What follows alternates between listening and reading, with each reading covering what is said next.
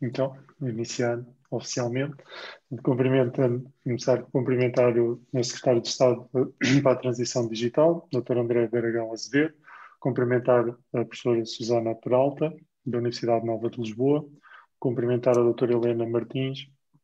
da Google, cumprimentar o professor Luís Miguel Lopes, presidente do Conselho Executivo do CAP, do centro que está a promover esta iniciativa. Cumprimentar todos os que reservaram algum tempo para participarem neste webinar e que tiveram, com quem temos o prazer de partilhar, vamos ter o prazer de partilhar esta discussão. Por fim, um cumprimento especial às organizadoras, à professora Carla Costa, à professora Maria João Ferreira e à professora Lara Tavares, que são responsáveis pela organização. Agradecer aos oradores a disponibilidade para partilharem aqui este momento connosco e de nos ajudarem a debater e a refletir sobre um tema relevante. A qualificação, nomeadamente no âmbito das competências digitais, é um tema naturalmente relevante e antigo. Aqui, quando me refiro a antigo, refiro-me a um tema pré-pandemia, uma vez que isto é atualmente, temos aqui um marco histórico que nos vai perseguir durante algum tempo. E que é um tema que, apesar de ser pré-pandemia, não só não perdeu atualidade, como ganhou relevância no contexto em que vivemos e em que o país e o mundo atravessam uma crise sem paralelo no passado recente e que ainda estamos a avaliar e a começar a identificar as consequências e os efeitos que vai ter. E, portanto, é natural que a academia, ou é quase uma obrigação da academia, refletir sobre estas questões e procurar identificar soluções e alternativas de resposta que possam, inclusivamente depois, vir a ser refletidas em futuras políticas públicas. E o ISCS e o Centro de Administração e Políticas Públicas são locais naturalmente privilegiados para esta discussão, uma vez que, mesmo quando falamos das questões de tecnologia, as questões das ciências sociais e políticas, portanto, e a forma como as pessoas interagem com os sistemas são tão ou mais importantes do que as questões técnicas de funcionamento dos sistemas e, portanto, faz todo o sentido debater, termos esta discussão aqui neste âmbito. E, portanto, termino renovando o agradecimento aos organizadores deste evento, ao CAP pela iniciativa e aos convidados que irão aqui ter um papel mais predominante na discussão, por terem aceito o desafio e terem disponibilizado o seu tempo para nos ajudar a fazer esta reflexão. E faço votos para que seja uma reflexão interessante e profícua como foi a anterior e como estou certo que será esta. Muito obrigado.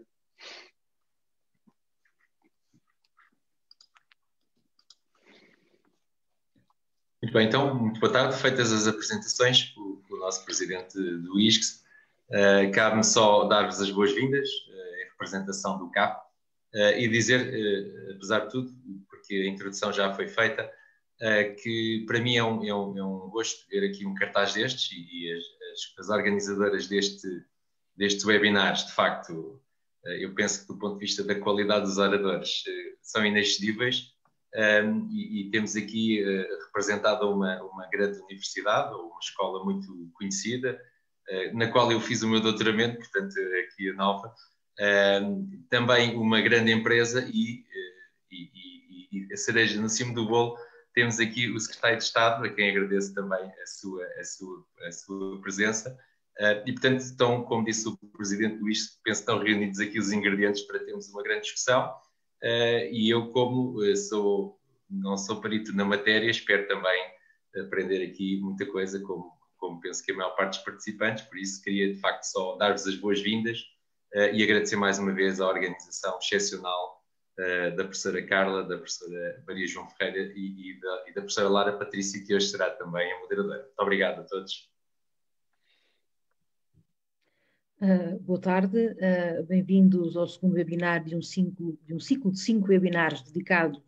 às prioridades da presença portuguesa do Conselho da União Europeia. Este segundo webinar será dedicado às questões da Europa digital e da qualificação dos cidadãos europeus. Queria começar por agradecer a presença dos nossos oradores, o Dr. André de Aragão Azevedo, Secretário de Estado para a Transição Digital, a professora doutora Susana Peralta, da Universidade Nova de Lisboa, e a doutora Helena Martins, da Google Portugal. Queria também agradecer a presença do professor doutor Ricardo Ramos Pinto, presidente do Instituto de Operações e Políticas, e do professor doutor Miguel Pereira Lopes, presidente do Conselho Executivo do Centro de Administração e Políticas Públicas. Queria também cumprimentar a audiência, sem a qual este tipo de iniciativa não teria sentido. Uma das grandes prioridades da presidência portuguesa é promover uma recuperação europeia sustentada na transição digital. Neste contexto, é objetivo da presidência portuguesa dinamizar a transformação digital e colocá-la ao serviço quer dos cidadãos, quer das empresas. A presidência portuguesa considera a transição digital um dos pilares da retoma económica, designadamente no campo da saúde, da sustentabilidade, do aumento da literacia digital, da qualificação da administração pública e das tecnologias especiais. Neste sentido, pensamos que se justifica uma discussão mais aprofundada possível sobre o significado da Europa digital e sobre os caminhos que devemos tomar para garantir no futuro a qualificação dos cidadãos europeus. A discussão será conduzida pela professora doutora Lara Tavares, a quem passo de imediato a palavra. Obrigada, boa tarde. É um enorme prazer conduzir este debate que procura situar o tema dos rápidos avanços tecnológicos, nomeadamente a digitalização, em torno da necessária transformação das qualificações para fazer face a essas mesmas mudanças tecnológicas. Para debater este tema, contamos com 3 distintos oradores, a quem já foi agradecida a participação e que eu me junto, por disponibilizarem o seu tempo para estar aqui connosco hoje. O Dr. André de Aragão Azevedo, Secretário de Estado para a Transição Digital desde 2019, que, no âmbito das suas funções, tem como principal desafio a digitalização da economia portuguesa. Antes da sua participação no governo, esteve na Microsoft Portugal, onde coordenou o plano de capacitação tecnológica do ecossistema de startups e de centros de investigação com base em serviços cloud, bem como a capacitação digital dos cidadãos e profissionais ao longo do seu ciclo de vida. É licenciada em Direito pela Universidade Clássica de Lisboa. Contamos também com a doutora Helena Martins, gerente de Políticas Públicas na Google Portugal, onde trabalha há mais de 10 anos, liderando iniciativas e projetos em diversos temas, tais como a segurança na internet, cidadania digital e impacto social e cultural das tecnologias. Na sua vida pré-Google, foi investigadora, integrou a equipa do World Value Survey no Brasil e trabalhou sobre o Parlamento do Mercosul e trabalhou também nas assessorias de relações governamentais do Ministério das Relações Exteriores e da Receita Federal do Brasil. É formada em Ciência Política pela Universidade de Brasília. A professora Susana Peralta é economista e professora associada na Nova SBE desde 2004. É doutorada em Economia pela Universidade Católica de Louvain e a sua investigação centra-se na concorrência fiscal, economia política e finanças locais. É vice-presidente do Institute of Public Policy e é uma das fundadoras do Knowledge Center Economics for Policy. Escreve regularmente para o Jornal do Público e participou no documento Visão Estratégica para o Plano de Recuperação Económica em Portugal 2020-2030, que tem como objetivo, entre outros, perceber os valores europeus como mais-valias na transição para uma sociedade digital. O debate vai centrar-se em torno de 3 temas, que vão sendo introduzidos, e sobre os quais lançarei algumas perguntas. Os 3 temas são, então, primeiro, que novas competências serão exigidas aos trabalhadores e como satisfazer essas necessidades. Segundo, que papel para o sistema de ensino na resposta ao desafio colocado pelos avanços tecnológicos. E terceiro, quem deve investir na aquisição de novas competências e como garantir que não fica ninguém para trás. Eu convido desde já todos os participantes que não têm microfone, mas podem ir colocando as vossas perguntas no chat, bate-papo, que serão respondidas no final. E proponho então avançarmos para o primeiro tema. A adoção das novas tecnologias implica alterações na natureza do trabalho e seus conteúdos funcionais. Portanto, a primeira pergunta que se coloca é que competências digitais, mas não só, são necessárias no futuro até para empregos que ainda não existem. Embora o receio mais comum associado à disrupção causada pela automação seja a perda de postos de trabalho, na verdade, poucas atividades podem ser totalmente automatizadas. Em Portugal, estima-se que esse valor esteja entre 2% a 5%. No entanto, 15% da força de trabalho portuguesa terá de desenvolver novas competências até 2030. Por outras palavras, um dos grandes desafios que se coloca é o da requalificação de quem já está no mercado de trabalho. Tanto mais que, num contexto de aceleradas mudanças tecnológicas, mais aceleradas do que em qualquer outro período da história, a educação formal apenas no início da vida já não é suficiente. Podemos dizer que o prazo de validade das competências é cada vez mais curto. Então, como preparar as pessoas para as várias mudanças de carreira que terão de fazer ao longo da vida? Como implementar programas eficazes de formação ao longo da vida? Que avaliação se faz, se é que foi feita, dos programas já existentes? Estas são algumas das perguntas que eu lanço aqui para iniciar o debate. Não há nenhuma ordem, nem combinarmos nenhuma ordem especial. Não sei quem quer começar.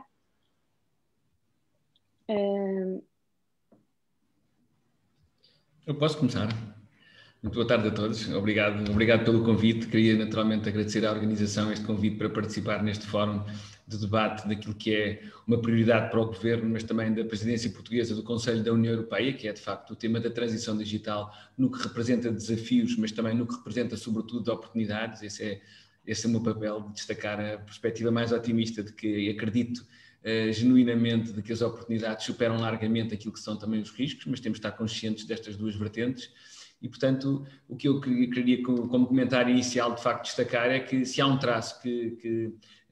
permite identificar esta revolução digital como diferente das revoluções industriais anteriores, tem exatamente a ver com a velocidade, com o fator velocidade enquanto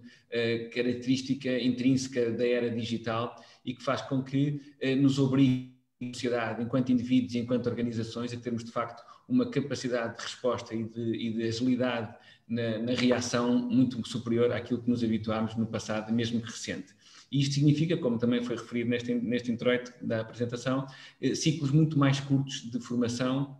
a necessidade de recorrência de aprendizagens ao longo da vida, a ideia de que temos apenas uma formação no início da nossa carreira, no fim da nossa carreira académica, que depois é rentabilizada ao longo de 30 ou 40 anos de atividade profissional, sem necessidade de voltar aos bancos da escola, é uma ideia que está obviamente ultrapassada e, portanto, necessitamos aqui de novas abordagens que passam também por um repensar do próprio papel das instituições de ensino superior, que também estão confrontadas com algum nível de disrupção e desafio. Esta reflexão é muito importante também por isso, e é bom que tenhamos também a academia aqui tão bem representada, porque de facto o que vemos é o emergir de novas entidades que têm hoje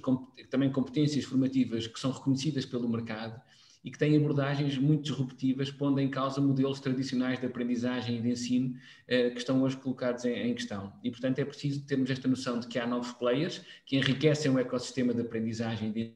mas que também colocam desafios às entidades tradicionais naquilo que é o seu modelo de negócio, chamemos-lhe assim, à data de hoje. O que diversos estudos nos indicam hoje é que na globalidade existe um número muito significativo de facto de trabalhadores e de postos de trabalho que de facto poderão de alguma forma ser comprometidos devido à automação. Mas eu acho que mais do que esta ideia de risco associado, há aqui uma enorme oportunidade que resulta de que estes trabalhadores, que de facto tenham as competências que o mercado laboral procura, têm de facto uma oportunidade pela primeira vez em muito tempo, ou pela primeira vez na história, de vender esses serviços para todo o mundo, de trabalhar para qualquer empresa, com impacto naquilo que é a valorização do próprio fator trabalho e muito concretamente naquilo que é a remuneração média dos nossos trabalhadores portugueses, havendo aqui um efeito positivo de enriquecimento coletivo, sobretudo dos trabalhadores. Mas também para as próprias empresas, que por via da digitalização, se veem pela primeira vez também confrontadas com a possibilidade de recrutarem talento internacionalmente, de irem buscar as competências no mercado muitíssimo mais alargado e por essa via serem muito mais competitivas. E naturalmente também para o país, no seu conjunto, que ganha por esta via outra centralidade, porque aquilo que era o confinamento e a escassez de recursos em algumas áreas com que estávamos confrontados por via desta globalização, temos de facto uma possibilidade de colmatar essas lacunas. Mas também sempre com esta noção de que partimos de um patamar de partida que é de facto, que compara mal em termos de média europeia, em termos de competências. Há de facto em vários estudos que apresentam um elevado potencial de automação de muitas funções e de muitas tarefas. Há vários estudos que apontam no sentido que 50% do tempo despendido em tarefas laborais é suscetível de ser automatizado, recorrendo às tecnologias já existentes. E, portanto, eu diria que para um conjunto significativo de trabalhadores, para além de uma oportunidade, este é também em si mesmo um desafio e obriga a que cada um de nós faça uma reflexão sobre qual é a carreira, qual é que é o caminho que quer seguir e qual é que são as competências que deve procurar. Eu diria que há aqui, para terminar, 4 tipos de ações que achamos muito importante implementar. Primeiro, uma resposta de capacitação dos nossos jovens, que têm que passar a dominar ferramentas digitais e que têm que estar preparados para aquilo que vão encontrar no mercado de trabalho, e para isso estamos a trabalhar ao nível da escola digital com um programa que é ambicioso de universalização de competências, mas de ferramentas e de instrumentos e de equipamentos que permitam trabalhar num novo paradigma muito mais próximo do que aquilo que encontrarão em termos de contexto empresarial e de trabalho. Um programa Jovem Mais Digital de facilitação da entrada no mercado laboral para que os jovens que terminaram a sua formação académica e que não dominam algumas competências de base digital possam ir buscá-las, facilitando a sua entrada no mercado de trabalho. Depois, uma segunda dimensão que tem a ver com requalificação e especialização da força de trabalho que já está neste momento no mercado de trabalho e que precisamos de contribuir para o reforço de recursos mais qualificados, apoiando também pessoas que estão de alguma forma ou desempregadas ou subempregadas em áreas onde muitas vezes não existe tanta procura como na área mais tecnológica. Depois um terceiro eixo que tem a ver com evitar a obsolescência laboral de muitos ativos que estão empregados e que nós chamamos de emprego mais digital, que estamos a desenvolver com as confederações empresariais no sentido de reciclar e criar aqui, injetar competências novas que permitam tornar esses trabalhadores mais competitivos. E uma última dimensão que tem a ver com inclusão digital, com o programa Eu Sou Digital, que pretende dar competências básicas digitais a cerca de 1 milhão de portugueses, para baixarmos significativamente os 18% de portugueses que, à data de hoje, ainda nunca utilizaram na sua vida a internet. E, portanto, a conclusão é, de facto, que a abordagem a este desafio tem que passar por uma formação ao longo da vida, tem que ser mesmo ao longo da vida e, portanto, sempre de forma contínua e cada vez mais numa lógica de antecipação de necessidades e de procura do trabalho, do mercado de trabalho.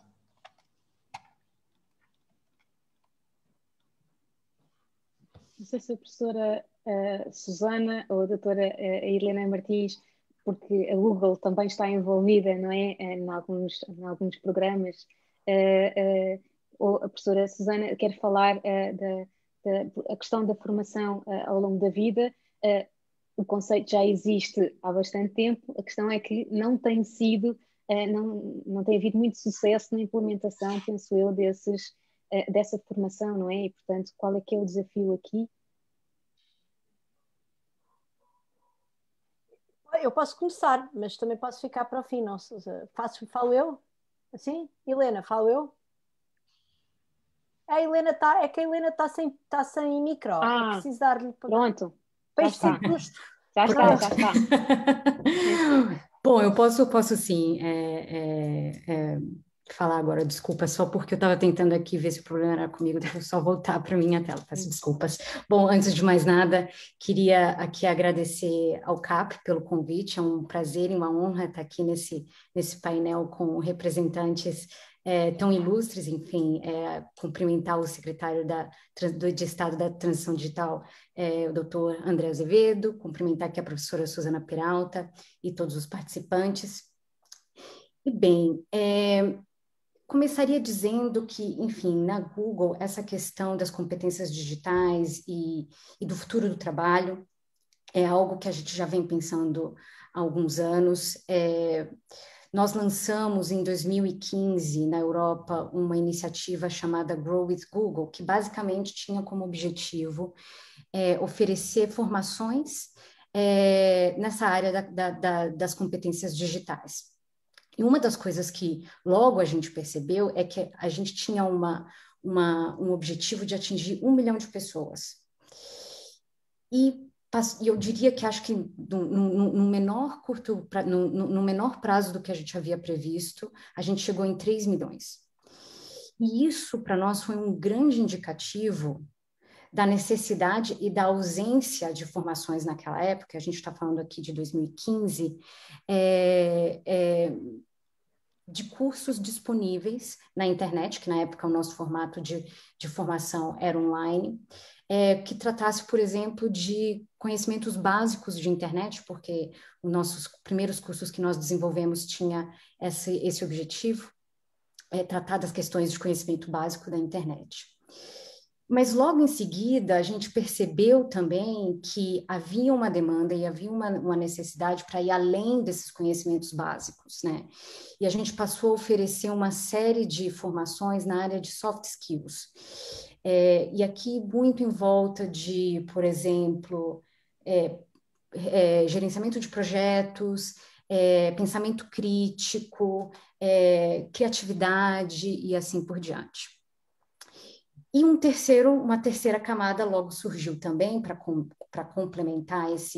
essa grade de cursos, de formações, que tinha a ver mais com hard tech skills, né? Formações na área de programação, formações na área de inteligência artificial.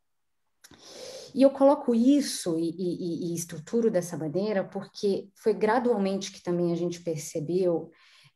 na Google que essa discussão do futuro do trabalho, na verdade, já não era mais futuro, era presente, né? A gente já estava falando, a gente percebeu que era uma necessidade de hoje, que as empresas não tinham pessoas capacitadas em determinadas habilidades, enfim, e havia um gap muito significativo entre vagas abertas e pessoas qualificadas a ser preenchidas. E é óbvio que quando a gente vê esse avanço da tecnologia, que, enfim, foi ainda mais impulsionado pela pandemia, a gente percebe que existe realmente essa estratificação, se assim eu posso colocar, na demanda de trabalho. Porque quando a gente está falando de high-skilled jobs, como na área de inteligência artificial, esses são vagas que já havia uma complexidade, um desafio na contratação. Mas não era tão verdade assim quando a gente estava falando, por exemplo, de serviços de escritório administrativos, ou mesmo em outros setores da economia, como, por exemplo, no setor de retalho, no setor da agropecuária, do vestuário e assim por diante. A digitalização ainda não tinha chegado tão fortemente nesses setores, então essa parte dos basic skills ainda não era algo, eu diria, tão evidente. E, enfim, nesses últimos anos, enfim, com essa demanda que a gente viu crescente para as nossas formações, isso ficou muito claro. A gente lançou, já faz 4 anos em Portugal, o Ateliê Digital, que é o nosso programa de capacitação em competências digitais, que tem uma série de módulos e uma série de cursos, mas só para partilhar aqui com vocês, os mais buscados, enfim, a gente também comprovou isso durante esse último ano, durante essa pandemia, tem a ver, por exemplo, como criar minha presença online, como fazer publicidade online. O que indica também uma outra tendência interessante, que é uma tendência ao empreendedorismo. Eu acho que quando a gente está falando de capacitação e de habilidades, a gente precisa também pensar dentro de um escopo não só de um profissional que vai ser empregado por uma empresa, mas também por um dono de uma pequena empresa, né? De um pequeno negócio ou de uma startup. Então, alguns dos projetos que a gente vem desenvolvendo mais recentemente também tem esse foco na digitalização de pequenas e médias empresas, não apenas do ponto de vista de fornecer ferramentas, porque as ferramentas por si só não resolvem nada se você não faz uma capacitação do corpo empresarial, mas também uma mudança de cultura, né, do corpo empresarial, que precisa vir em conjunto com isso. De todo modo, eu acho que, professora Lara, você mencionou uma coisa que para a gente na Google, tanto do ponto de vista interno, mas também que é uma das coisas que orienta muito as nossas iniciativas, os nossos programas que a gente desenvolve na área de formação, que tem a ver com o aprendizado ao longo da vida. Porque hoje em dia a gente pode estar falando, por exemplo, da importância que é publicidade online, da importância que é ter um site, ou a importância que é, por exemplo, entender de código, de programação, né? Mas é verdade que se a gente pensar 10 anos atrás, eu já trabalhava na Google, naquela época, por exemplo, a gente nem tinha comprado o Android, então todo esse ecossistema de aplicativos nem era algo existente. Então, pensar em capacidades e habilidades muito específicas, eu acho que serve para resolver um problema de curto prazo, mas não soluciona qual vai ser as demandas do mercado de trabalho daqui 5, 6 anos, porque a gente não consegue adivinhar, a gente não consegue saber. Então, em conjunto com todas essas iniciativas que, enfim, o secretário descreveu que o governo português tem desenvolvido, e com muito louvor, eu diria, na parte de capacitação, e que a gente também, como Google, desenvolve, eu acho que existe realmente a necessidade de pensarmos como incutir, tanto do ponto de vista das empresas, mas tanto como do ponto de vista dos profissionais, dos estudantes, essa necessidade de constante aprendizado, de constante atualização. Enfim, eu mencionei que trabalho na Google há 10 anos e tem diversas ferramentas e coisas que eu tive que aprender nesse último ano para poder trabalhar de maneira remota, tal como a gente teve que aprender a trabalhar nesse último ano. Então, eu diria que até mais do que essas habilidades específicas, essa ideia de realmente incutir essa necessidade do aprendizado ao longo da vida é muito importante. Dentro da Google, e só para finalizar, existe um incentivo muito grande por parte dos gerentes, que é parte dos nossos objetivos a cada trimestre, a cada semestre, a cada ano, de fazer uma quantidade específica de formações. Muitas vezes até formações dadas pelos nossos próprios colegas em gerenciamento de projeto e assim por diante. Então, eu volto aqui para o ponto de que é uma questão cultural que precisa ser debatida, porque não é apenas uma questão de oferecer formações, né? E por último dizer também que uma das coisas interessantes que eu acho da automatização ou da digitalização dos processos tem a ver com dar aos funcionários, aos profissionais, mais tempo para desenvolver tarefas que só nós, como seres humanos, podemos desenvolver, que depende de pensamento crítico, que depende de criatividade e assim por diante. Então, e é um dos motivos pelo qual a gente também tem desenvolvido, como parte dessas formações, cursos e módulos específicos nessa parte de, enfim, de fomentar o pensamento crítico, né? E eu vou parar por aqui, enfim, e a gente segue com o debate.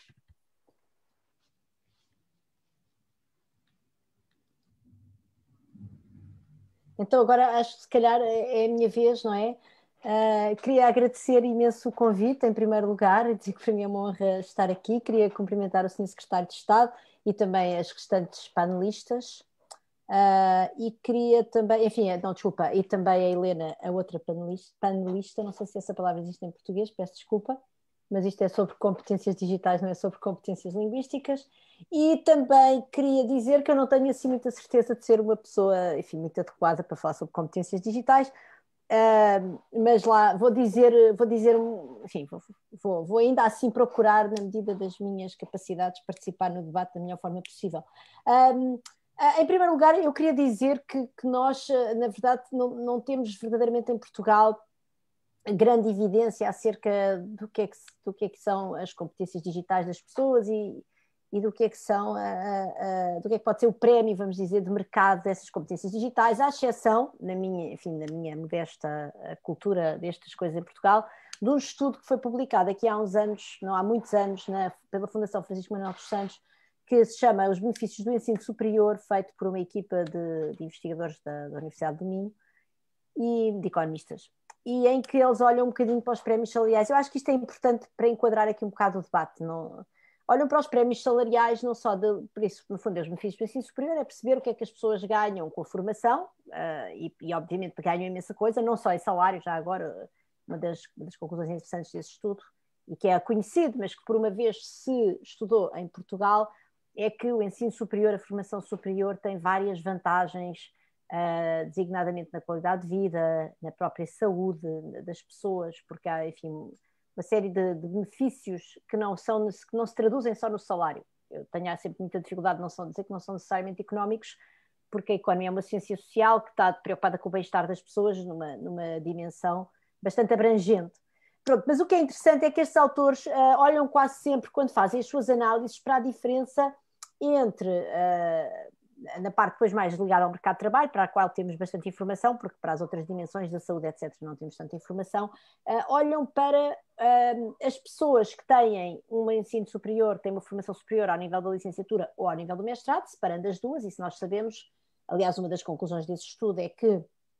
o prémio salarial de ter uma licenciatura em Portugal está baixinho e tem vindo a diminuir ao longo do tempo, e que hoje em dia esse prémio salarial está concentrado sobretudo ao nível do mestrado, que é algo que do ponto de vista das políticas públicas e do debate que aqui nos traz, suscita algumas questões, até porque, como a Helena Martins estava a dizer, mais do que ensinar às pessoas competências específicas, ensinar a fazer algo, o que importa é ensinar-lhes, enfim, dar-lhes instrumentos de raciocínio abstrato, de resolução de problemas, de trabalho em equipa, uma série de coisas que depois lhes permitem absorver esses instrumentos, e aí eu julgo que a Helena foi muitíssimo eloquente através do seu trabalho na Google, tudo aquilo que ela teve de aprender ao longo dos últimos 10 anos, que a verdade, enfim, é o que ela disse que é incrível, é que o Android não existia há 10 anos, que a verdade para nós hoje em dia é algo que faz parte completamente do nosso imaginário, é como se tivesse dado sempre lá, e para mim foi muito interessante porque eu própria, enfim, já não sou assim tão nova, mas realmente não me lembrava que há 10 anos ainda não existia. Portanto, isso é uma coisa muito importante. Em Portugal, os mestrados têm um problema de acesso, têm um problema de desigualdade de acesso, porque são um produto caro, e, portanto, isso é algo que eu penso que já agora, neste desafio de qualificar as pessoas e de lhes permitir ter esta capacidade de adaptação a estas novas realidades, é algo que nos pode interpelar. Pronto, portanto, isso é o meu primeiro dado deste estudo acerca dos benefícios do ensino superior. Quando nós olhamos licenciaturas versus mestrados, vemos que o prémio salarial está, entre outras coisas, a premiar esta capacidade, tudo aquilo que a Helena aqui nos trouxe, o sentido crítico e tudo o resto, e a criatividade e tudo o resto. Esse prémio salarial hoje em dia está concentrado no mestrado, aparentemente são os mestrados que estão a dar esse tipo de competências às pessoas, e esses mestrados, enfim, à exceção dos mestrados integrados, em Portugal não têm um preço regulado, as nossas bolsas não chegam para pagar o custo dos mestrados, e portanto, porque estão alinhadas com o máximo da propina de licenciatura, e isso é de facto um enorme desafio de políticas públicas, e é um desafio de desperdício de talentos, porque nós podemos ter muitos jovens que no futuro iriam ser criadores de Android e que estão fora do acesso, que estão inibidos do acesso a este instrumento. Em primeiro lugar. Em segundo lugar, outra coisa que os autores fazem, que é muitíssimo interessante, é dividir dentro das licenciaturas e dentro dos mestrados entre as pessoas que têm formação STEM, ou seja, ciências, tecnologias, etc., e as outras pessoas, e portanto também nos traz um bocadinho este debate aqui do que é o digital, de qual é a importância do digital. E aí as conclusões são absolutamente evidentes, e há duas que eu gostava de destacar. É que o prémio salarial é superior entre uma licenciatura STEM e uma licenciatura não STEM. O prémio salarial ao nível dos mestrados também é superior nos STEMs, portanto, isto de ter competências nestes domínios científicos e tecnológicos é algo que distingue as pessoas das restantes pessoas que têm diplomas universitários equivalentes em termos de grau, mas, portanto, há uma clara distinção, um claro prémio salarial para estas disciplinas, e depois os autores fazem um outro trabalho que eu acho muitíssimo interessante, que é, olham para o período da última crise, e este é um momento muito crítico para isso, porque nós sabemos que estamos num período de uma crise ainda muito maior, e eles olham para o que é que acontece aos salários das pessoas na última crise, no período 2011-2015, e aí reparam que toda a gente que teve, toda a gente, isto é em média, claro, não é? Portanto, isto é feito através de dados administrativos dos quadros de pessoal que cobrem o universo dos trabalhadores portugueses e trabalhadoras portuguesas do setor privado. E então eles aí mostram que realmente houve uma quebra salarial generalizada, mas que essa quebra salarial para os licenciados STEM, lá está, Ciências de Tecnologia, etc., é inferior. Portanto, apesar de tudo, este tipo de licenciaturas, este tipo de formação representa um seguro em momentos de grande crise. E depois só houve um grupo quando nós dividimos a população nestes 4 grupos em que estes autores dividiram, licenciados versus mestres, STEM versus não STEM, portanto isto dá uma matriz de 4, não é? Os únicos que não perderam salário durante a última crise foram realmente os mestres STEM. E, portanto, isto é um desafio absolutamente fundamental, que eu penso que, enfim, temos aqui um representante do governo de Portugal. É algo que é muito importante, é de facto perceber um bocadinho como é que está o acesso e medir até o acesso a este tipo de formações. Nós sabemos que o acesso ao ensino superior em Portugal, já em licenciaturas, é extremamente elitista, devido enfim, aos exames de acesso. Não vamos agora estar a entrar por aí, há estudos sobre isso, há um estudo muito interessante do Pedro Teixeira, feito para a Fundação EduLog do Porto, que mostra perfeitamente as grandes diferenças que há no acesso a licenciaturas com mais, vamos dizer, com mais prestígio, e certamente estas contam-se nesse. E depois temos o problema dos mestrados, que além disso acrescenta uma dimensão de preço, embora alguns destes mestrados nas áreas, sobretudo das engenharias, que estão também contidas no são integrados, e aí não temos esse problema do preço, mas enfim, o elitismo continua lá, e portanto eu acho que aí há de facto um trabalho a fazer desse ponto de vista das políticas públicas, e que certamente terá sempre de começar por um diagnóstico do problema, porque enfim, nós não temos necessariamente a melhor informação para analisarmos o problema, mas eu julgo que, quer dizer, em todo o caso, tudo indica para que ele exista, era bom quantificá-lo, e era bom depois, porque isso também nos permitia ter estratégias para tentar não deitar a perder estes talentos de pessoas, vamos dizer, de meios menos favorecidos. Eu julgo que aí certamente também haverá, e eu não sou uma pessoa especialista para falar sobre isso, mas quer dizer, é evidente que há um enorme potencial para desenvolver ao nível do ensino, não superior, mas não necessariamente universitário, e eu penso que a Helena é mais competente do que eu para falar sobre isso, mas eu julgo que há formas de desenvolver este pensamento crítico e a criatividade e etc. nestes domínios das tecnologias, não necessariamente no ensino universitário. E era bom também, porque não fazer um benchmarking de outros países, peço desculpa pelo anglicismo não, pela palavra em inglês, de perceber um bocadinho quais são as boas experiências nesse aspecto. Depois, já agora, há também evidência de que a presença destas pessoas nas empresas traz benefícios para os restantes trabalhadores. Portanto, empresas que têm pessoas com este tipo de capacidades, isso permite que as empresas cheguem a novos mercados, tenham melhores formas de produzir, de organizar o seu trabalho. Nós não sabemos muito bem o que é, mas de facto há benefícios para os próprios trabalhadores. Portanto, isto representa um benefício que não é todo privado, é também um benefício para toda a economia. Há um outro desafio já agora, eu estou a aproveitar que tenho aqui um secretário de Estado, o senhor secretário de Estado não me vai levar a mal, não é? Sabe que eu sou uma pessoa reivindicativa.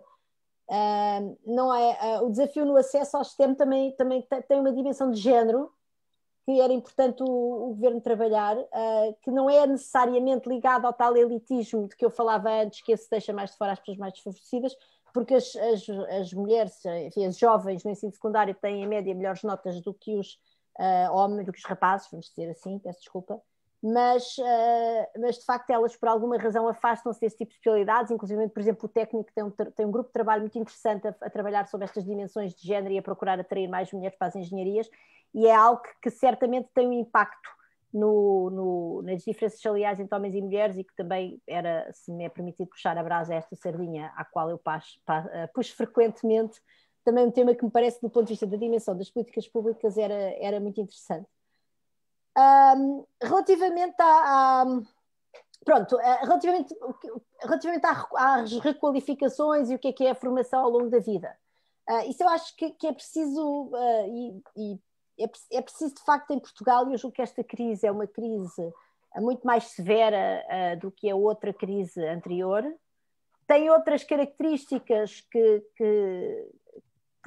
enfim, que ainda estão por quantificar, mas que também os dados provisórios que nós temos, designadamente do Instituto do Emprego e Formação Profissional, indicam, e também de outros países onde já há mais estudos sobre isso, indicam que é uma crise que está muito mais concentrada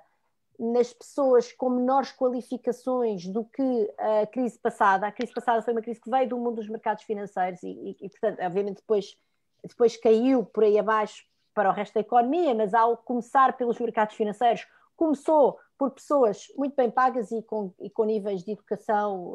níveis de formação superior muitíssimo elevados, pessoas muito diferenciadas.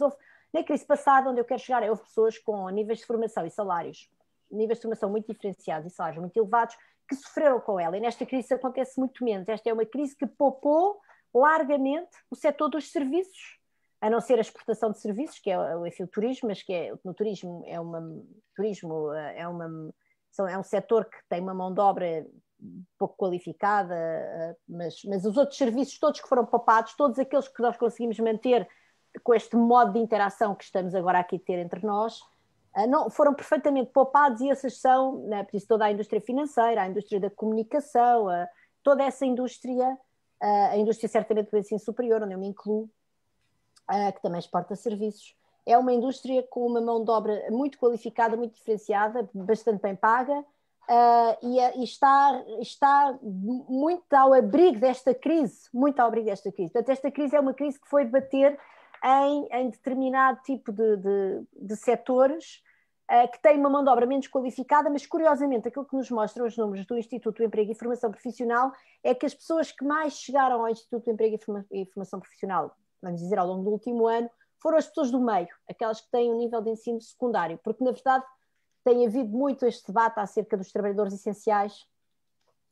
e esses trabalhadores essenciais concentram, isto é tudo em média, claro, há sempre exceções a tudo, não é? Mas concentram uma boa parte da mão de obra, vamos dizer, com o ensino básico abaixo disso, e as pessoas com o ensino secundário foram aquelas que estavam muitas vezes nos setores que foram mais até agora afetados por esta crise, que são os setores dos serviços, dos pequenos serviços de proximidade, da exportação de serviços, designadamente do turismo. E, portanto, isso é bom e mau, ou seja, onde eu quero dizer é, em Portugal,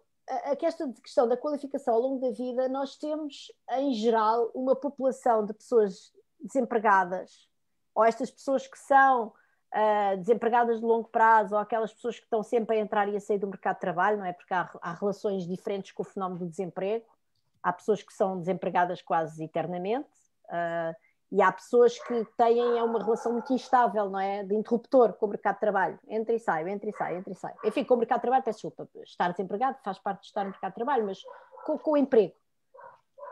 E essas pessoas muitas vezes são pessoas que têm uma formação de base que não lhes vai permitir essa conversão. Quer dizer, poderá permitir-lhes essa conversão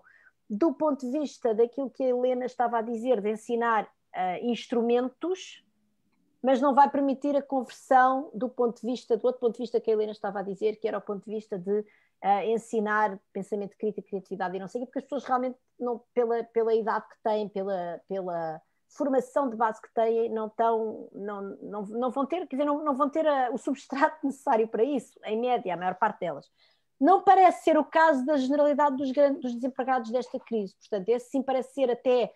uma mão de obra bastante jovem, já agora, que também foi a mais afetada, já há vários números do INE que mostram isso, e também esta ideia de terem sido realmente muito concentrada em pessoas que, apesar de tudo, têm o ensino secundário. E, portanto, eu acho que aí a mensagem que eu tenho é dizer que um desempregado ou uma desempregada em si não quer dizer nada. Há muitos tipos de desempregados e desempregadas. Para já esta questão de ser de longa duração, ou estas pessoas que têm a relação de interruptor, e depois há a questão da idade, que é muito crítica, e essa questão da idade muitas vezes tem uma correlação muito grande com a formação que a pessoa tem prévia, e de facto aquilo que nós precisamos é cada vez mais que o Instituto do Emprego e da Formação Profissional e que estes programas, este novo programa digital, de ação digital, já não me lembro como é que é, do governo, já não me lembro do nome, mas transição digital, obrigada, que faça esta segmentação, mas mais do que fazer esta segmentação, nós precisamos mesmo testar estas coisas. Isso é uma mensagem. Há técnicas que são razoavelmente standard de testar o que é que funciona nestas chamadas políticas ativas de emprego. E isso é muito importante, de facto, nós criarmos essa cultura sob pena de perdermos este comboio da digitalização. E eu acho que este comboio da digitalização, já agora, eu acho que nós não estamos no continente certo para o apanhar. Portanto, desse ponto de vista, eu vou terminar por aqui, porque já falei muito. A União Europeia não é um gigante digital, não vale a pena. Nós estamos aqui no Zoom, a Helena está aqui, é da Google, o senhor secretário de Estado já teve ligações à Microsoft. Nós trabalhamos, enfim, quer dizer, a União Europeia não é um espaço natural de desenvolvimento deste ecossistema digital. Eu não sei bem porquê, porque eu não sou especialista desse. E, portanto, eu acho que realmente é uma coisa muito crítica, que é preciso nós irmos lá com muito cuidado, sem grandes fugas para a frente, e eu acho que aí a ideia de testar políticas públicas é absolutamente fundamental, porque se nós quisermos, de uma certa maneira, está tudo contra nós. Estamos no continente errado, temos a mão de obra, pelas suas características, que não é a certa, porque, enfim, ainda temos uma mão de obra bastante envelhecida e com níveis de qualificação razoavelmente baixos, e já nem vou falar do que estamos a fazer à geração presente, porque disso tenho falado muito nos últimos dias e vou-me calar agora. Muito obrigada.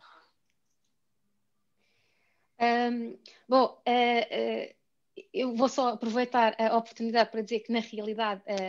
alguns dos aspectos que pertenciam ao segundo tema que eu enunciei foram, de facto, já aqui abordados. Mas antes de falar nisso, queria só dizer precisamente que, ainda bem que a professora Susana mencionou isso, porque realmente a minha última pergunta, no fundo, era dirigida nesse sentido, que é preciso avaliar as políticas que já existem, não é? Para perceber o que é que corre bem e o que é que corre menos bem, e para podermos ir fazendo melhor, não é? Como eu dizia, o segundo tema centrava-se mais no papel do ensino perante este desafio dos avanços tecnológicos, e, de facto, Dani Rodrik diz que a premissa de que, se investir na educação, se está a preparar as pessoas para o futuro, já não é suficiente, por todos os motivos que já foram ditos aqui, continua, no entanto, a ser necessária. Particularmente, como dizia a professora Susana, num país como Portugal, onde cerca de 80% dos trabalhadores desempenham ocupações de baixa qualificação, e as empresas sinalizam precisamente a falta de quadros especializados como uma barreira à adoção de novas tecnologias. Portanto, apesar de Portugal ter aumentado significativamente os níveis de escolaridade nos últimos anos, em termos comparativos, como já se disse, Portugal compara ainda mal, não é, com o resto da União Europeia, e, portanto, talvez seja de aumentar o número médio de anos de escolaridade. No entanto, também parece que só isso não será a solução, porque há evidência empírica que mostra um aumento da dispersão do nível de capacidades entre indivíduos com o mesmo nível de escolaridade. Ou seja, por outras palavras, não se pode aumentar apenas a qualidade descurando a qualidade. Portanto, eu penso que este também é um grande desafio do ensino, do nosso ensino, não só do nosso, do europeu em geral, mas do nosso em particular. E, portanto,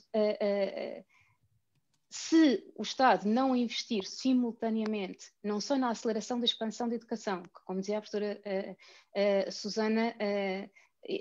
provavelmente tem a ver, ou passa por repensar, lá está, o acesso aos mestrados e uma qualificação, níveis de qualificação mais elevados. Mas também na melhoria da qualidade dessa educação,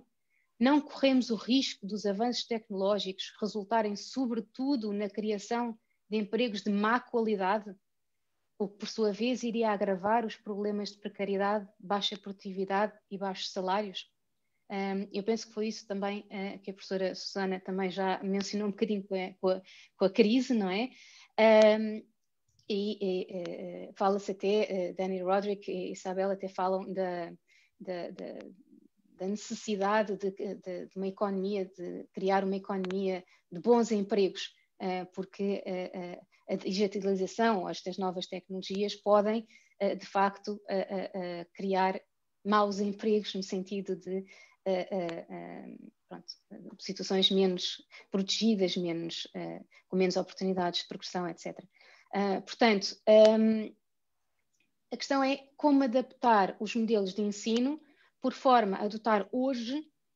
os alunos das capacidades que irão ser relevantes amanhã. A doutora Helena já tocou um bocadinho nisso, não é? Portanto, é impossível prever exatamente quais vão ser essas capacidades, mas o que é que o sistema de ensino, os modelos de ensino podem fazer hoje para tentar, de alguma forma, ir correspondendo, para não haver o tal mismatch de que também já se falou, das qualificações e aquilo que as empresas procuram. Por outro lado, como assegurar a integração produtiva, não é, dos alunos, como envolver as empresas, as indústrias na atualização dos currículos, porque penso que é cada vez mais necessário fazer essa integração, e, por outro lado, como é que as ferramentas digitais podem ser usadas no ensino e que problemas é que isso, por outro lado, também expõe em termos de desigualdade no acesso a essas mesmas ferramentas, que também foi muito evidente, penso eu, agora durante esta pandemia, não é? Portanto, em relação a este segundo tema, deixava só aqui estas perguntas, talvez rapidamente, porque algumas delas até já foram, de certa forma, abordadas. Não sei se alguém quer pegar em alguma das perguntas e até relacionar com o que foi dito antes. Se calhar faria um comentário breve àquilo que foi a intervenção da professora Susana Peralta. Com certeza. A questão que referiu da maior imunidade salarial às crises por parte dos trabalhadores STEM, e que resulta desde logo daquilo que é a maior escassez que existe no mercado de trabalho e a maior empregabilidade que este tipo de trabalhadores com este tipo de competências tipicamente beneficiam, mas também do facto de este tipo de trabalhadores estarem de facto num mercado de trabalho que é muito mais abrangente e muito mais concorrencial e muito mais, basicamente, global. E, portanto, isto faz com que aquilo que é uma situação de conjuntura, no caso da anterior crise, muito mais localizada do ponto de vista territorial ao contexto português, quem está de facto a competir no mercado global com competências que são procuradas ao nível mundial está de facto muito mais imune e muito mais capaz para enfrentar uma situação dessas, e isso é positivo e também é um fator adicional para que devamos fazer este esforço de estímulo à aquisição deste tipo de competências. E isto mostra também outro fator que nesta crise ficou também muito claro, nomeadamente o facto de o digital no seu conjunto do ecossistema apresentar uma dinâmica de contraciclo económico. Na realidade, ao contrário do que sucede com a generalidade dos setores, e temos alguns indicadores e alguns estudos que já nos demonstram isso, o setor particular das tecnologias e o setor do empreendedorismo das startups, porque incorpora de base um conjunto nos seus próprios modelos de negócio, e não só mais inovação como mais tecnologia, estão muito mais aptos a concorrer e a responder num contexto de crise, não só pandémica, mas económica, em que de facto tiveram que se reinventar e estar ajustado a um modelo de funcionamento completamente diferente. E é muito interessante percebermos que nos estudos que fizemos já em pandemia, ou já após, não diria pós-pandemia, mas já numa fase muito adiantada da pandemia, de facto o que detectamos é uma muito maior resiliência e uma muito maior capacidade, inclusivamente até de crescerem e de tirarem partido do contexto em que estamos a viver. E, portanto, estamos de acordo e aqui acompanho a professora Susana Peralta na absoluta necessidade de, em termos de políticas públicas, nós estimularmos um maior acesso ao ensino superior nas áreas STEM, nos diferentes níveis de ensino superior, sejam eles de base de licenciatura, mas naturalmente também mestrados e doutoramentos, porque também temos a noção de que competências altamente avançadas e muito diferenciadas ao nível de doutoramento ou de pós-doc são muito relevantes para determinados perfis de competências que muitas das empresas que nos procuram, e temos um pipeline muito significativo, mesmo em contexto de pandemia, temos muitas empresas que procuram, contactam o governo e as nossas agências de captação de investimento para investirem em Portugal, para deslocalizarem para cá muitos dos seus investimentos. E isto é também um sinal que nos deve, de alguma forma, encher de algum otimismo, naturalmente contido, mas uma perspectiva positiva de que há um reconhecimento internacional das empresas que já cá estão a operar e das que nos procuram, da qualidade da formação que é oferecida em Portugal. Naturalmente que ninguém põe em causa aquilo que é um déficit de qualificações que é endémico, que resulta, que é secular, digamos assim, que não tem só a ver com o tema agora específico das competências digitais, tem a ver com competências com literacia no seu conjunto, num sentido mais amplo, mas que eu aqui também tenho que ser positivo no sentido de considerarmos, e otimista, de considerarmos que o percurso que decorreu desde o 25 de Abril até agora, de fortíssima aposta e de fortíssimo investimento no sistema de educação, para além daquilo que sabemos que são problemas pontuais que continuam a persistir, mas houve uma convergência enorme em termos de média da União Europeia, nos diferentes níveis de ensino, nos diferentes níveis de competências e naquilo que é hoje o reconhecimento que o mercado de trabalho apresenta no ponto de vista de captação destas pessoas e de procura, mesmo internacional, das competências que nós estamos a dar aos nossos trabalhadores e aos nossos estudantes. Dizer também sobre o tema específico da igualdade de género, que é de facto uma área que nos preocupa. Temos procurado estimular um conjunto de medidas de discriminação positiva em várias iniciativas que já estão no terreno, nomeadamente com o programa Upskill, de programação avançada com as empresas, e em que tivemos o objetivo de pelo menos garantir que 30%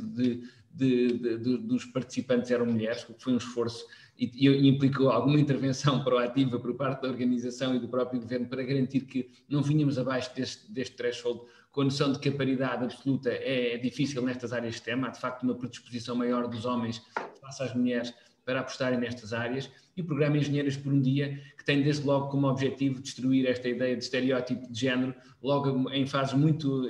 precoces do desenvolvimento das mulheres, das senhoras, neste caso das meninas, que é uma iniciativa que está dentro do programa Encode e que pretende de facto começar logo desde muito cedo a combater esta ideia de que as meninas não vão para áreas mais tecnológicas, pelo contrário devem ir mais para as áreas das letras. Acho que está de alguma forma ultrapassado, que é cada vez menos uma realidade, mas há aqui uma preocupação de proativamente combatermos este enviesamento normal daquilo que seria a formação típica. E depois também dizer que em relação ao desafio que fez de testarmos novos conceitos e de novas abordagens em termos de políticas públicas, o nosso objetivo tem de facto tem sido sermos relativamente criativos nas abordagens, mesmo no envolvimento de entidades relativamente conservadoras, chamemos assim, como o IFP, mas que mostrou uma enorme abertura e flexibilidade no desenho de medidas ou de iniciativas disruptivas que envolvem, por exemplo, as empresas desde a primeira hora no desenho das ofertas formativas, que permitem, por exemplo, nos nossos politécnicos, no nosso ensino superior, trazer para dentro das equipas formadoras participantes do mercado empresarial, que na prática vão permitir aqui uma troca de conhecimentos e uma atualização de conteúdos e de currículas, que são muito importantes naquilo que é depois a maior competitividade dos nossos formandos. E dizer que,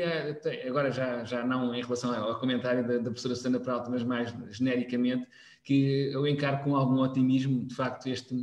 esta capacidade que Portugal teve de dar um salto quântico em termos de competências, porque a verdade é que em 2020, em ano de pandemia, fomos capazes de bater todos os recordes em termos de acesso ao ensino superior, com mais de 50 mil alunos. Ainda não nos coloca na dianteira, mas coloca-nos claramente num patamar muito mais favorável do que aquele que tínhamos há poucos anos atrás. É verdade que em todas as revoluções industriais anteriores Portugal chegou um bocadinho atrasado, só de facto na primeira globalização com os descobrimentos é que de facto fomos pioneiros, e exatamente porque investimos em conhecimento científico que nos colocava numa posição de vantagem. E eu acho que, neste caso, temos ainda que, apesar de ainda não ser claro, e acompanho a professora Susana no sentido de dizer que, de facto, a Europa não é, à partida, uma potência no digital, mas a verdade é que há outras dimensões nas quais eu acredito a Europa tem um papel muitíssimo relevante, e é isso que também estamos a apostar em termos de presidência portuguesa do Conselho da União Europeia. Tem a ver exatamente com o papel que a Europa pode desempenhar enquanto referência ética, referência em termos de respeito pelos direitos individuais, que, como sabemos, sem confiança não existe mercado nenhum, e muito menos o mercado digital, e, portanto, esta ideia de respeito pelos direitos individuais, esta aposta forte que a Europa faz em termos de valores, que estão na gênese do próprio projeto europeu, mas que queremos que sejam transpostos para a realidade digital, colocam a Europa numa posição de vantagem comparativa, que eu julgo que provavelmente não temos sabido, enquanto continente, enquanto projeto europeu, vender internacionalmente tão bem quanto seria desejável, porque nós somos, de facto, o parceiro confiável, este European, aquilo que se convencionou chamar de European Way of Doing Business, aplicado agora ao digital, faz com que nós sejamos, para muitos países, para muitas geografias fora da Europa, uma referência e um parceiro com quem querem, de facto, desenvolver relações económicas, e, portanto, faz sentido que nós capitalizemos. à semelhança do que foi, por exemplo, a aprendizagem e o modelo do GDPR, do Regulamento Geral de Proteção de Dados, que num primeiro momento, quando a Europa afirmou esta bandeira da privacidade como um traço distintivo que nos colocava numa posição de vantagem em termos de respeito pela proteção dos direitos individuais, foi visto como quase um tiro no pé da Europa em termos de estímulo à inovação. O que vemos há poucos anos decorridos é que a Europa fixou um novo standard mundial e que há outras geografias, outros continentes que olham agora para a Europa e que estão a replicar o mesmo standard, e empresas como a Google, como a Microsoft, como todos esses grandes gigantes tecnológicos que incorporaram nos seus processos internos o Regulamento Geral de Proteção de Dados Europeu como um novo padrão e a nova referência. Portanto, há aqui um papel que a Europa pode desempenhar e que, provavelmente, se for utilizado da forma correta, nos pode colocar numa posição de vantagem em termos de concorrência com outros continentes. Eu concordo e acho que todos concordaremos de que a educação é hoje, como foi sempre, o maior e o mais eficaz elevador social e, portanto, alguma coisa também devemos estar, de facto, a fazer bem nesta matéria, porque o que sentimos nas abordagens dos vários investidores que nos procuram é que, de facto, o reconhecimento do nosso talento, a qualidade do nosso talento é um dos fatores que é sempre apontado, não só com o tema específico do domínio das línguas estrangeiras, que esse é mais ou menos também consensual, mas naquilo que é a qualidade da formação, a qualidade da prestação em contexto de trabalho é, de facto, reconhecido como um dos fatores que atraem investidores.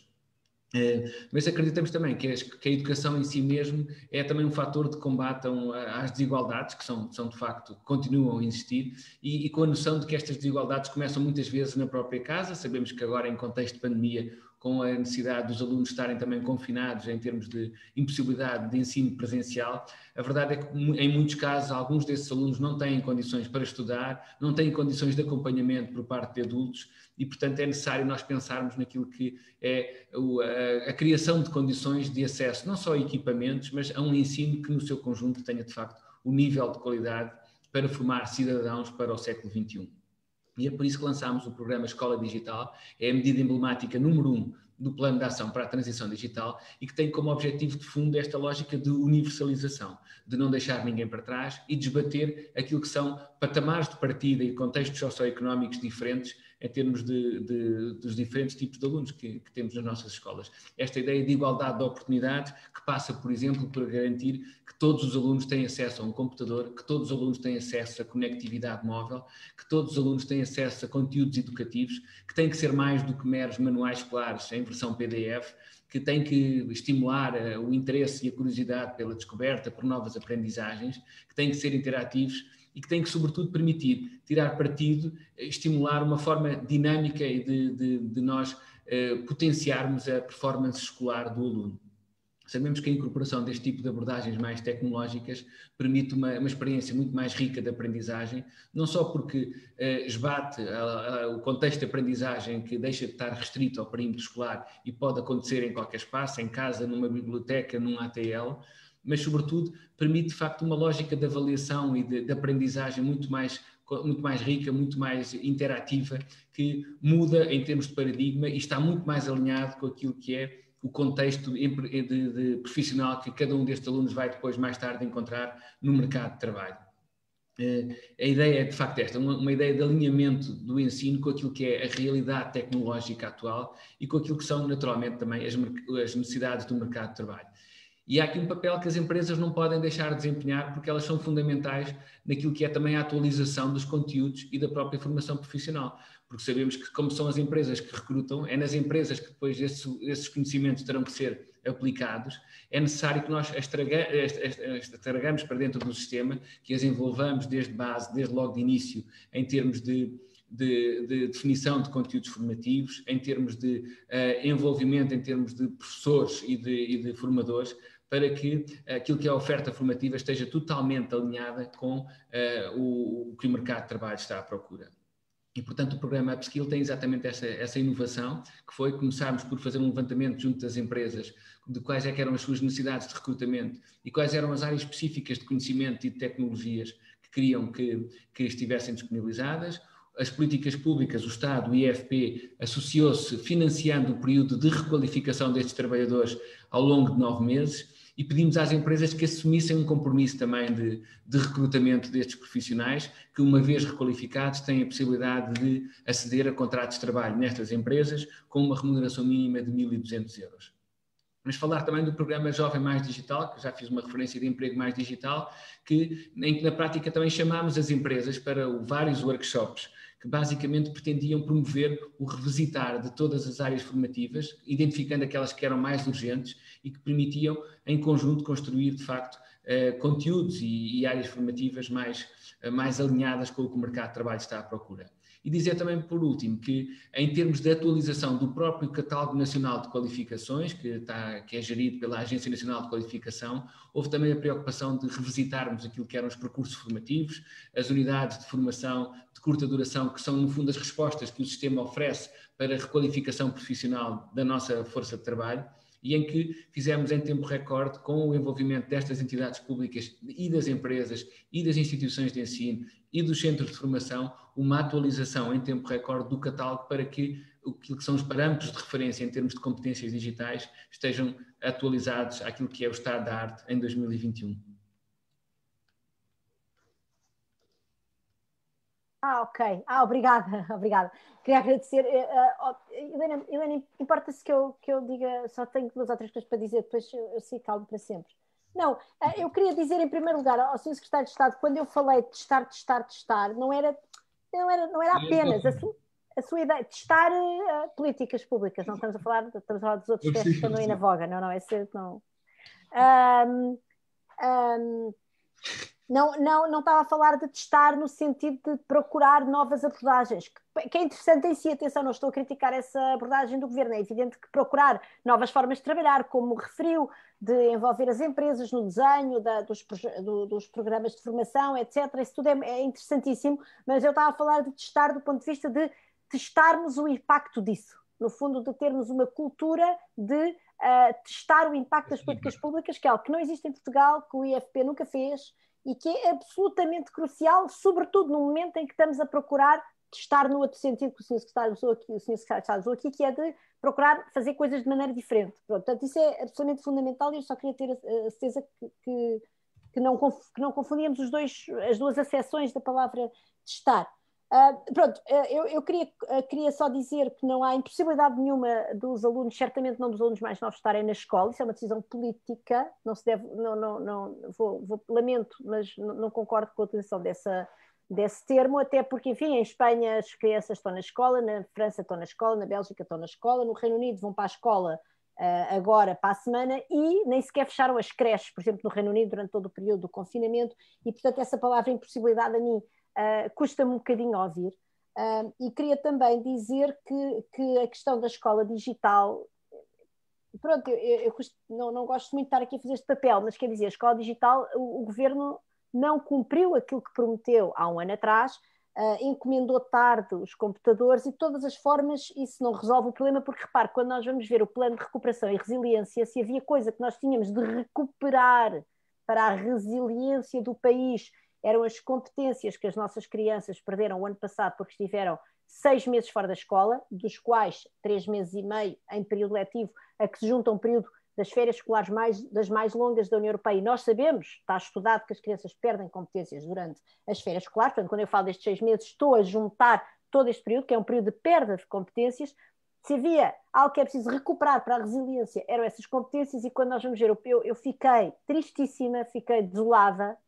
de ver que estavam lá apenas 500 milhões para a escola, para o sistema educativo, e mais uma vez baseado na digitalização, que é uma componente fundamental, mas que não vai resolver aquilo que este governo está a fazer, enfim, a pandemia, e que as decisões deste governo, quanto a mim, exageradas relativamente ao encerramento das escolas, quando nós comparamos certamente com os nossos congêneres europeus, somos dos países neste momento que acumulámos mais dias sem escola. Aquilo que estas crianças estão a perder em termos de competências, e eu sublinho a palavra perder, quer dizer que elas estão a perder competências, as competências estão a sair embora, estão-se a apagar, é isso que dizem os estudos internacionais. não vai lá com investimento digital. Vai ser preciso colocar mais pessoas na escola, fazer pequenos grupos de acompanhamento, isso vai custar muito dinheiro. A Holanda,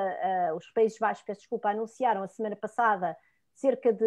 penso que eram 8 mil milhões e meio de euros, já para este ano, para começar a recuperar depois de terem encerrado as escolas num período muitíssimo inferior ao nosso, e portanto custa muito que falemos aqui de competências sem abordar esse tema e sempre focados na escola digital que não vai resolver tudo.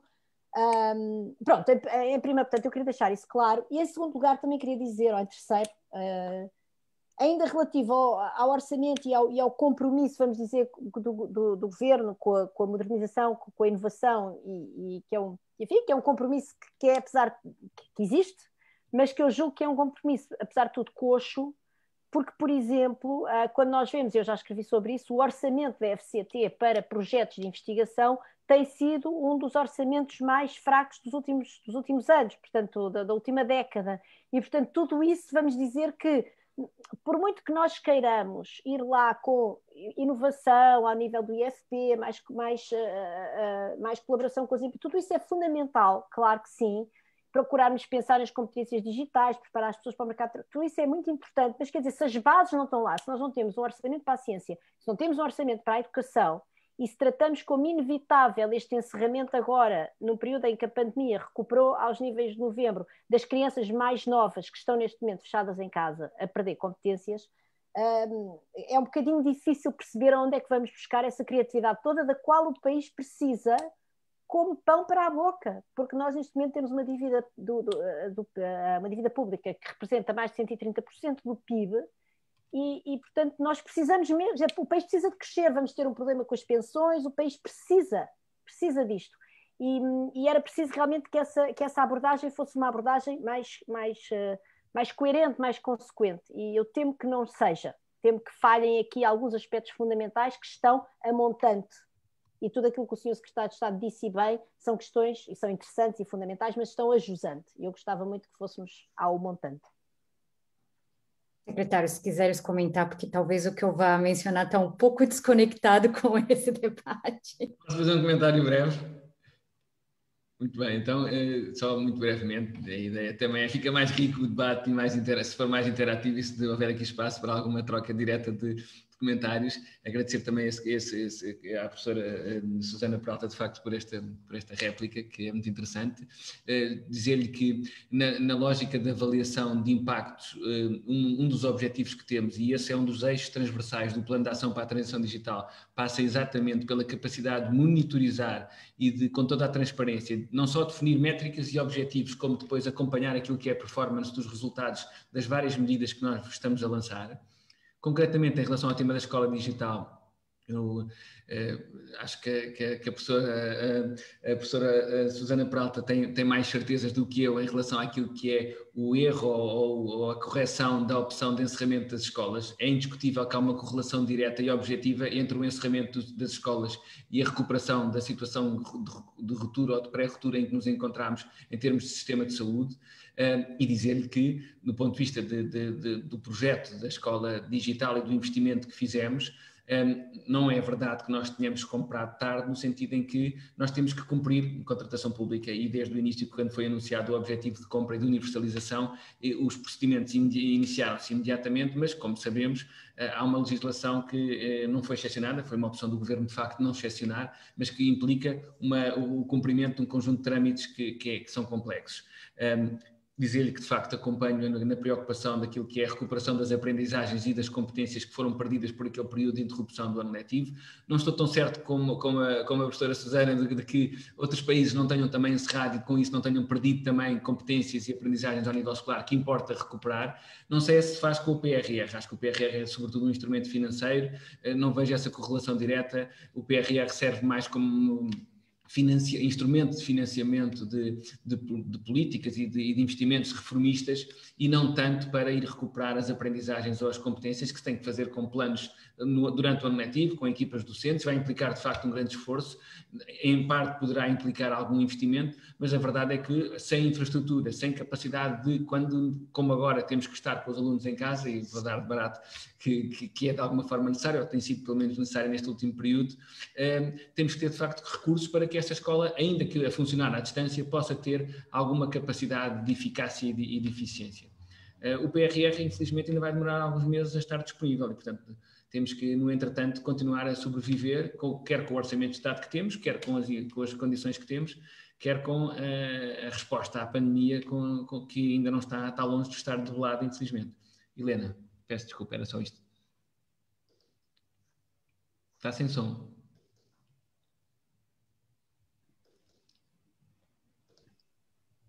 Pronto, agora sim, não? Sim. Perfeito, maravilha. Se calhar eu vou divergir um pouco, me distanciar um pouco do foco dessa conversa entre o secretário e a professora, porque eu acho que, enfim, em conexão com as perguntas que foram aqui colocadas e apresentadas pela professora Lara, eu acho que como Google a gente tem alguns exemplos ou alguns casos que eu poderia partilhar que servem, eu diria, para ilustrar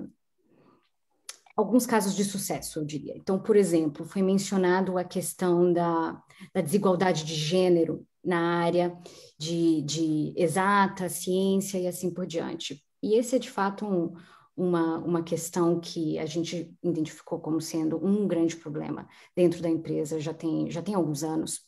Então, a gente desenvolveu uma série de iniciativas, tanto do ponto de vista de contratação, mas também do ponto de vista de tentar resolver essa questão na raiz. A gente desenvolveu, ao longo dos anos, diversos programas que tinham um foco específico em desenvolver o interesse de meninas nas exatas. Um dos exemplos que eu trago aqui para vocês é um projeto que a gente desenvolve em Portugal, em colaboração com a SIC Esperança e com uma organização sem fins lucrativos espanhola chamada Youth in Action, que é um projeto chamado Gênios, em que basicamente a gente ensina meninas e professoras conhecimentos básicos de programação, mas eu digo básicos a ponto delas conseguirem desenvolver realmente aplicações, robôs e assim por diante. É um programa de alto sucesso. Cada ano que a gente desenvolve esse projeto, o número de estudantes e professoras interessadas só aumenta. Mas uma das coisas que a gente também notou ao longo desses anos em que a gente vem desenvolvendo esse tipo de projeto é que mesmo que haja programas de incentivo ao interesse na área de exatas nas escolas, no momento que as mulheres chegam nas universidades ou chegam no mercado de trabalho, a experiência que elas têm na área de exatas, e assim, no mundo, mas aqui colocando a área de exatas como um exemplo, é realmente desencorajador. Então, muitas mulheres terminam por desistir no meio da universidade, terminam por desistir a carreira uma vez que entram numa empresa, justamente por entrarem em ecossistemas não preparados para lidar com a mulher. Então, do ponto de vista da Google, o que a gente pode fazer internamente é tentar questionar, é tentar incutir debates e desenvolver políticas internas para que as mulheres não se sintam discriminadas, que haja equiparação de salários e assim por diante. Eu trabalho na Google por uma década e posso dizer que eu vejo essa alteração, enfim, inclusive na minha experiência pessoal, mas é verdade que esse é um trabalho de longo prazo, né? Então, muito dessas mudanças que a gente vai ver são coisas que vão vir pouco a pouco, mas não para diminuir aqui a importância da gente ter um trabalho, uma estratégia nesse momento, que começa na escola, que passa pela universidade e que depois venha para o mercado de trabalho. Aqui, um pouco para corroborar também, aqui, mudando um pouquinho de assunto, o que o secretário disse, pelo menos também aqui do ponto de vista da Google, a maneira como Portugal é visto pela Google, e é um dos motivos pelo qual a gente tem investido tanto no país, enfim, a nossa intenção é continuar investindo, tem muito a ver com a nossa percepção da qualidade do mercado de trabalho. E como o secretário muito bem disse, não tem somente a ver com hard skills, mas tem a ver com soft skills, né? A capacidade de entrega, a capacidade de trabalho em equipe, de flexibilidade, de adaptação. Então, isso é uma das coisas que, enfim, a gente percebeu já tem algum tempo, e é um dos motivos que a gente busca e defende investimentos para Portugal. E outro ponto que foi mencionado também, é que eu falo muito rapidamente até para dar espaço para as perguntas, tem a ver com com a importância das empresas para esse processo de transformação digital ser de fato inclusivo, não deixar ninguém para trás. Eu acho que é crucial, enfim, e eu concordo 100% que é crucial que as empresas estejam em contato, não apenas com as universidades, mas também em contato, em colaboração com o governo, com as escolas e assim por diante, porque só com uma visão, eu diria, ampla, é que, de fato, a gente pode desenvolver, o governo pode desenvolver, por exemplo, políticas públicas que enderecem alguns dos desafios trazidos pelas empresas, pelo mercado de trabalho e pelos profissionais. Enfim, o governo não consegue resolver tudo sozinho. Então, muito da informação que também, pelo menos do ponto de vista da Google, a nossa abordagem é ser visto como um parceiro pelo governo, de partilhar os nossos desafios internos, mas também como a gente pode contribuir. E muitos dos nossos programas que a gente tem desenvolvido, enfim, em Portugal, mas para além de Portugal, segue muito essa estratégia. Ano passado a gente teve a oportunidade de assinar com a Secretaria de Transição Digital, o Ministério da Economia, um memorando de entendimento que basicamente está extremamente alinhado com o plano de ação de transformação digital, de transição digital apresentado pelo governo, porque a gente entende, pelo menos do ponto de vista da Google, e eu acho que isso logo em seguida também pode ser visto por outras empresas, é que não, enfim, é uma ação em conjunto, é uma ação coordenada que, de fato, vai gerar impacto quando a gente está falando de capacitação, quando a gente está falando de empregabilidade e assim por diante. Vou dar um exemplo de uma dessas iniciativas que estão incorporadas dentro do memorando de entendimento, porque eu acho que é uma coisa que a gente não mencionou aqui nessa conversa. A gente tem uma ferramenta que a gente lançou ano passado em colaboração com o IFP, que é o Job Search, ou a busca por emprego. Basicamente é uma ferramenta que a gente desenvolveu, acho que tem alguns anos, 2, 3 anos, e que basicamente veio de uma demanda por parte de parceiros, enfim, mas também da nossa percepção, que houve um aumento exponencial de busca por empregos pela internet, porque muitas vezes antes as pessoas iam até as agências de emprego e assim por diante como a maneira mais comum de buscar vagas, mas é verdade que a gente percebeu esse aumento. E a gente percebeu que a gente tinha aqui uma responsabilidade de disponibilizar eu diria, a nossa principal ferramenta, a nossa ferramenta que a gente tem mais sucesso, que é a busca, para essa função.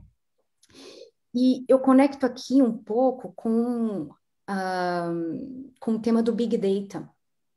porque eu acho que o Big Data e a economia digital tem algo a contribuir também para a questão de empregabilidade, que muitas vezes nesse debate de habilidades digitais e requalificação fica um pouco de escanteio. Mas uma das coisas que eu acho que é super interessante, enfim, eu acho que o Job Search contribui de alguma maneira, mas, enfim, não na sua totalidade, é a possibilidade de fazer cruzamento e fazer esses encontros, esses matches, né, de necessidades que as empresas possam ter com formações existentes e que são ofertadas pelas universidades, pelas diversas instituições, com profissionais que estão em busca de emprego. Eu acho que ainda existe aqui muito a ser feito nesse campo. A gente encomendou um estudo pela McKinsey, que, enfim, aqui eu dou um spoiler, porque a gente ainda não publicou todos os resultados, mas que uma das coisas que a gente percebeu é que o impacto da pandemia, enfim, mas para além da pandemia, o impacto da digitalização que foi acelerado pela pandemia afetou setores da economia de maneiras diferentes, mas também de um ponto de vista geográfico. Então, a gente percebeu, em alguns casos, que determinadas regiões houve uma diminuição na oferta de trabalho. Aqui vou chutar os setores, porque eu não tenho aqui na minha frente os resultados do estudo, mas vamos dizer, na área da agricultura, enquanto em uma outra região houve aumento na busca por esse tipo de profissional. E o fato de não haver uma maneira, eu diria, mais integrada que utiliza ferramentas tecnológicas e tudo mais, para que haja essa troca de informação e que essas informações cheguem tanto para as empresas como para os empregadores, como para as instituições de educação, eu acho que é algo que ainda precisa ser, acho que é algo que precisa ser olhado, enfim, como o Google é uma das coisas que a gente tem pensado também, não tem uma solução, mas é algo que a gente tem pensado.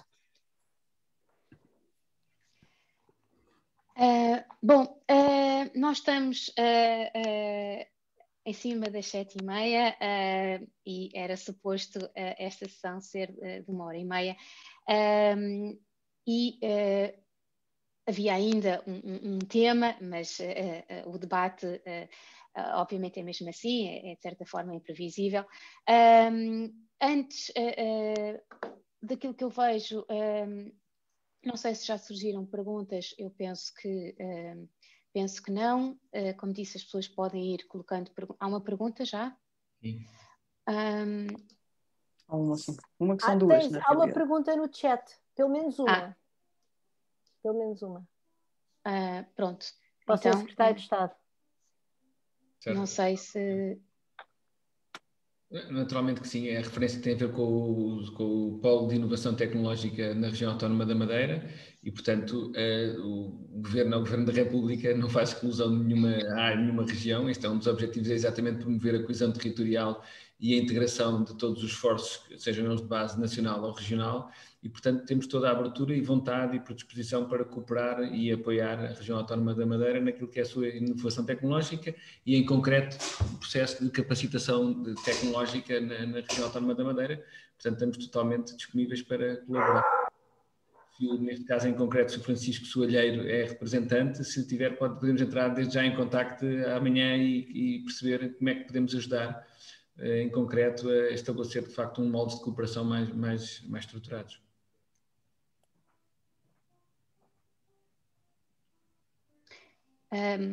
Eu não sei, por qualquer motivo eu não consigo ver o chat. Quer dizer, estou a vê-lo, mas não consigo ver. Pronto. Não, era só esta, julgo eu. Era só esta, não há outra. Ok. Se calhar posso, quero que faça... Sim. Bom, então, temos aqui uma outra questão. Eu não sei se o Sr. Secretário de Estado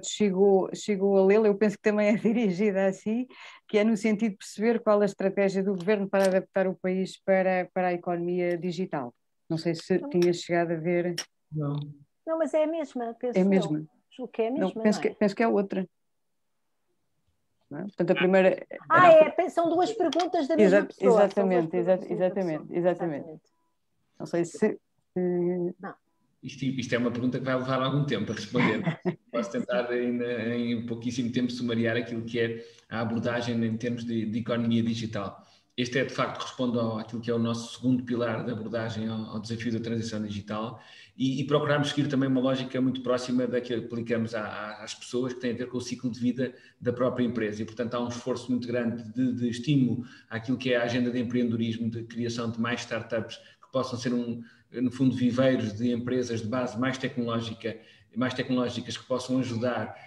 na transição para um modelo económico de economia mais competitivo e mais assente, quer em tecnologia, quer em inovação. Temos um conjunto de medidas que estão também alinhadas agora com o PRR de criação de instrumentos que estimulem a especialização e a digitalização de cada um dos setores económicos, que passam pela criação de Digital Innovation Hubs, alinhados com a agenda europeia, que queremos que tanto quanto possível haja pelo menos um Digital Innovation Hub para cada um dos setores económicos e que integre uma rede europeia que funcione como uma montra e que tenha uma agenda de digitalização para cada um dos setores. Estamos a trabalhar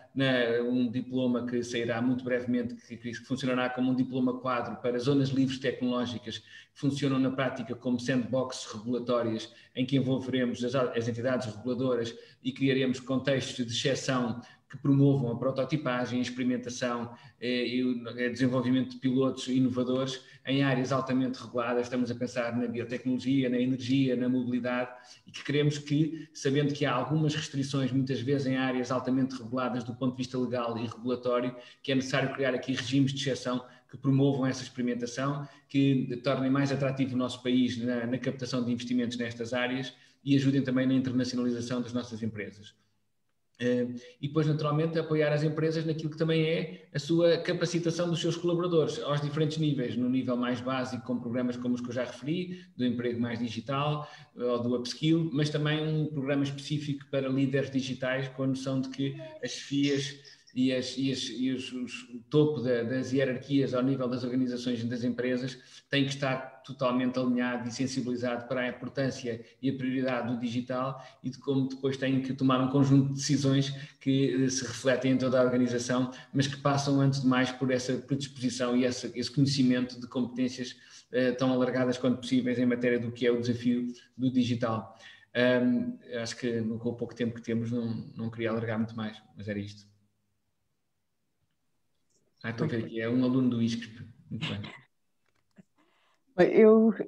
já reparei que nós estamos mesmo em cima da hora, aliás, já estamos um bocadinho mais para além da hora que tínhamos comunicado aos oradores. Eu gostava só de saber, não vejo aqui mais perguntas no chat, eu de qualquer das formas vou aproveitar, pode ser que ainda pensem em alguma, e eu gostava de colocar uma questão aos três, se me é permitido. E a questão é a seguinte: nós tivemos um debate interessantíssimo sobre a transição digital, sobre o tipo de competências que a força de trabalho atual e futura, não é? deverá ter, e falámos muito no papel e na importância que a denominada STEM irá ter nessa transição digital, não é? Portanto, basicamente estamos aqui a pensar muito em áreas científicas mais relacionadas com as engenharias, com as matemáticas, e a questão que se coloca, uma vez que nós temos aqui vários alunos a assistir e que somos uma escola de ciências sociais, a minha pergunta para os três oradores é: qual é o papel e o contributo que as ciências sociais poderão dar nesta transição digital? Eu não queria monopolizar, portanto já fui o primeiro nas outras duas perguntas, portanto se quiserem alguma das minhas colegas de painel iniciar a resposta. Não, na verdade eu queria até pegar numa coisa que o Sr. Secretário de Estado disse há pouco e que faz bastante sentido desse ponto de vista, que é a questão da proteção da privacidade, e até falou de que realmente a União Europeia foi bastante pioneira desse ponto de vista, e estamos completamente alinhados. Eu acho que é uma questão absolutamente fundamental. Nós não podemos ter voluntarismos de querer ter esta transição digital sem termos muito cuidado com a questão da privacidade, até muitas questões hoje em dia já agora que se levantam com o próprio teletrabalho, e que há um enorme desafio do ponto de vista legislativo e ético a ter em conta, que tem que ver com a proteção também do direito, aquele direito que agora se tem falado muito, não é? Que é o direito a desligar, não é? É um direito que eu acho que vai ser fundamental no debate dos direitos dos trabalhadores e das trabalhadoras neste âmbito do trabalho, do teletrabalho. E, portanto, eu acho que as ciências sociais têm um papel importantíssimo a desempenhar, não tenho qualquer dúvida disso. Por outro lado, puxando, se calhar aqui, pensando um bocadinho na sociologia, na economia, há muitos aspectos desta transição digital que nós sabemos que poderão, eventualmente, enfim, há um risco, há um debate enorme sobre isso, isto fazer futurologia é sempre muito difícil, não é? Mas que de facto podem deixar de fora uma parte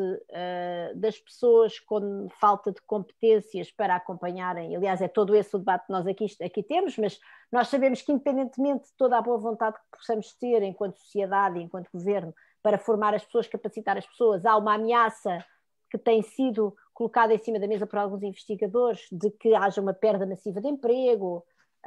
e portanto, enfim, temos que, em todo o caso, trabalhar com esse cenário em cima da mesa, e isso é evidente que a sociologia, a ciência política, a economia tem um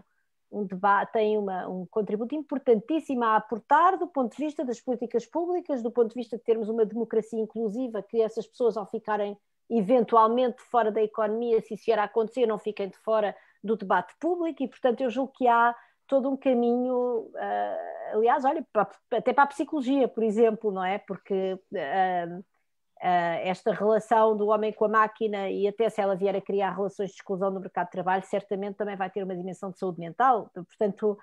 eu, desse ponto de vista, sou uma pessoa que sou bastante otimista na necessidade das ciências sociais, se isto é um grande desafio da sociedade, não é? Nós não podemos ir lá com uma abordagem que não seja das próprias ciências sociais. Também, naturalmente. Não sei. Eu gostaria apenas de fazer um rápido comentário, que eu acho que, enfim, o papel das ciências sociais é crítica, é essencial dentro desse processo de transformação digital. Acho que o que acontece, enfim, eu sou grande defensora do conhecimento multidisciplinar. Eu acho que, tanto do ponto de vista de STEM, mas também do ponto de vista das ciências sociais, um dos gaps que eu vejo é que não existe esse diálogo, ou esse diálogo acontece de maneira pouco frequente. E eu diria, um dos resultados, uma das coisas que, para mim, é muito evidente da falta desse diálogo, e também, enfim, tem a ver também com a maneira como os sistemas políticos funcionam, mas tem a ver com o gap que existe entre uma inovação tecnológica e uma política pública que vem endereçar os efeitos daquela inovação tecnológica, seja positivamente, seja negativamente. Eu dou aqui um exemplo, trago aqui minha experiência do Google mais uma vez. Quando a gente começou o debate sobre inteligência artificial, machine learning, nós promovemos um encontro entre filósofos, entre advogados,